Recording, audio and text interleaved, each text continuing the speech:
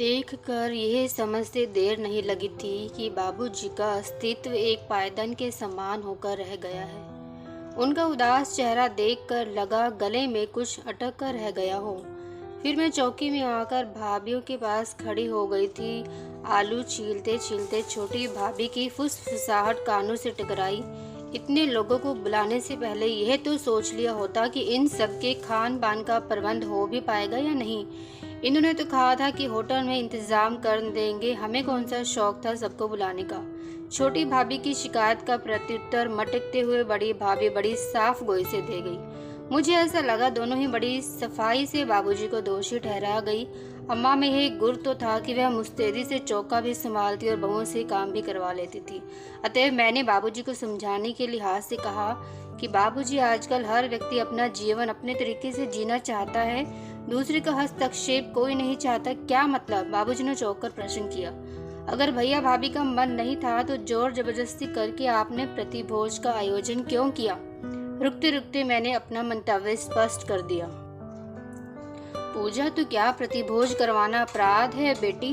तेरी माँ तो पूरे मोहल्ले में लड्डू बांटती, लोग बधाई देने आते। अपने बच्चों की सफलता में माँ बाप की खुशी निहित होती है। खर्चा मैं ही करूँगा, तेरे भाइयों से कुछ नहीं लूंगा। आखिर शब्द बोलते समय उनकी आवाज़ कांप गई थी। चौके में घुसकर मैंने चौके की पूरी बागडोर संभाल ली थी। धीरे धीरे दोनों भाभी को भी अपने पास खींच लाई थी, यह सोचकर कि कहीं वे ये न सोचे कि उनकी गृहस्थी में ननद हस्तक्षेप कर रही है। शाम को पार्टी बहुत अच्छी तरह से निपट गई थी। लोगों की बधाई का पात्र बनते बाबूजी को देखकर मन प्रसन्न हो उठा था। उनकी इज्जत बनी रहे, यही क्या कम बात थी। घर की मर्यादा के पीछे अम्मा हमेशा जीती रही थी। खुद कमी बेशी सह लेती, पर अतिथि सत्कार में कभी कमी नहीं की। रात को थकावट से शरीर टूट रहा था।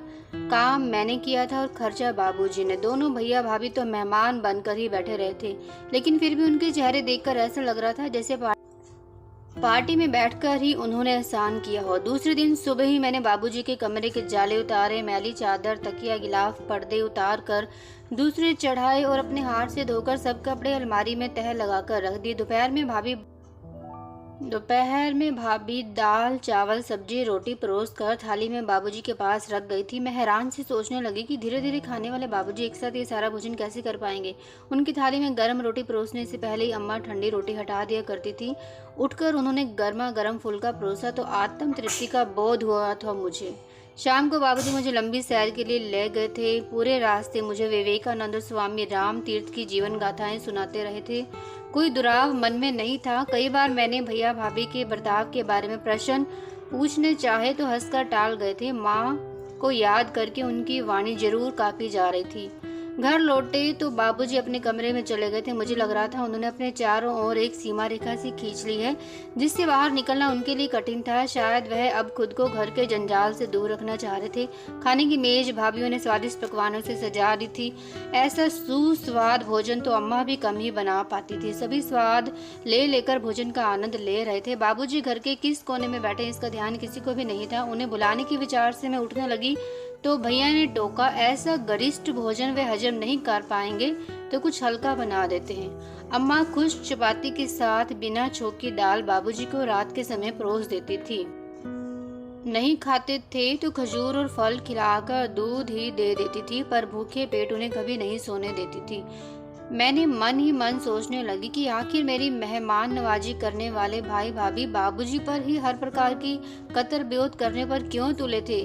क्या वृद्धावस्था का ये सफर उन्हें कभी नहीं काटना? और फिर पति पत्नी का साथ भी हमेशा किससे मिलता है? तब क्या बाबूजी की तरह यूं ही अवहेलित जीवन जीने की कुंठा झेल पाएंगे ये लोग? खाने की मेज पर बैठे बाबूजी किसी अबोध बालक से दिख रहे थे। मैं जबरन उनकी थाली में सब्जी रोटी डाल रही थी। दोनों भाभीयों के चेहरे पर हवाइयां उड़ने लगी थी। बड़ी भाभी ने सफाई दी, मेरे हाथ की दाल बाबूजी बड़े ही चाव से खाते हैं और मेरे हाथ की बनी सूखी सब्जी उन्हें अच्छी लगती है। छोटी भाभी का स्वर तलखी से भरा था। अपनी अपनी सफाई देती भाभियों से मैं कहाँ कह पाई थी कि घर के बूढ़े बुजुर्ग कोई टूटा फूटा फर्नीचर नहीं होते जो उन्हें कोने में पटक दिया जाए और उस पर जमी धूल को झाड़ा भी न जाए। घर में जानवर भी पाला जाता है तो उसकी खान पान और सुख सुविधा का ध्यान रखा जाता है। बाबूजी तो जन्मदाता हैं तुम्हारे पति के। अगले दिन बाबूजी अपने उधड़े स्वेटर को मरम्मत करने के लिए निकाल लाए और मुझे देते हुए बोले, पहने हुए कपड़े बहुओं से ठीक करवाना अच्छा नहीं लगता। तू तो अपने ही रक्त मांस का अंश है, जरा ठीक कर देना। कपड़ों की मरम्मत करते देख बड़े भैया मुझे सुना गए, वह पश्मीने वाला स्वेटर कहाँ है जो मैंने आपको ला कर दिया था? और वह अंगोरा वाला स्वेटर जो मैं लाया था? ये छोटे भैया थे। किसी को चीथड़े ओढ़ने का शौक ही है तो हम क्या करें? हम भी तो अपने पीहर की बेटियां हैं, जब भी जाती हैं समझा कर ही आती हैं कि बेटों के साथ ढंग से रहें। बड़ी भाभी कह रही थी, मैंने तो जाना ही छोड़ दिया है पिता कि जायदाद की मुझे तो परवाह नहीं, जो रोज रोज भागी फिरूं। छोटी भाभी मुझे सुनाते हुए कमरे में चली गई तो मन विद्रोह कर उठा। बाबूजी के लिए कौन क्या कर रहा है यह बताने की होड़ में निमग्न बेटे यह शायद भूल गए हैं कि बरसों इसी पिता की कंधों ने इनका बोझ उठाया था। भाभियां तो पराए घर की हैं, भाई कैसे निर्लिप्त हो गए। बेटियां क्या हमेशा पीहर से कुछ लेने ही आती हैं? हम भी तो इसी घर आंगन में जन्मी है। अपमान और क्रोध के बोझ से बोझिल काया सामान बांधकर मैं अपने घर लौटने को तत्पर हो उठी थी। मुझे किसी ने नहीं रोका था। बाबूजी के होठ कांपे जरूर थे, पर भाइयों के डर से वह भी चुप ही रहे थे। आगे की कहानी को पढ़ने के लिए पढ़िए इसके अगले भाग में और जुड़े रहें इस कहानी के साथ। अगर आपको मेरी कहानी पसंद आई हो तो प्लीज़ मेरे चैनल को लाइक करें, सब्सक्राइब करें और कमेंट में ज़रूर बताएं कैसी लगी कहानी। Thank you so much for watching.